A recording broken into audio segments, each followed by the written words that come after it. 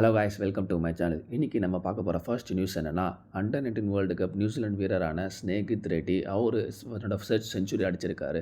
அடிச்சுட்டு அவர் கில்லோட செலிப்ரேஷனை ஃபாலோ பண்ணியிருக்காரு.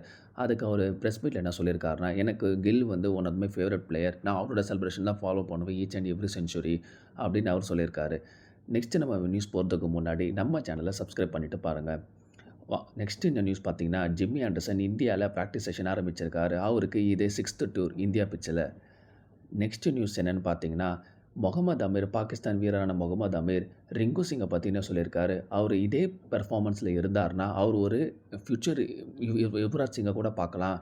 ஆனால் இன்னொன்று, அவர்கிட்ட லெஃப்ட் ஆர்ம் ஸ்பின் ஆப்ஷன் மட்டும் இல்லை. அவர் அதையும் இது பண்ணார்னா அவர் ஒரு நல்ல ஆல்ரவுண்டர் கூட.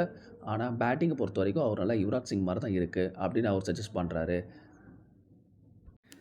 நெக்ஸ்ட் என்ன நியூஸ் பார்த்தீங்கன்னா, பும்ரா அவர் ஓடிஐ ஃபார்மேட்டு, T20 ஃபார்மேட்டு நல்லா பெர்ஃபார்ம் பண்ணாலுமே அவருக்கு ஒரு ஸ்பெஷலான ஃபார்மேட் பார்த்தீங்கன்னா டெஸ்ட் கிரிக்கெட் ஃபார்மேட் தான் அப்படின்னு அவர் ப்ரெஸ் மீட்டை சொன்னார்.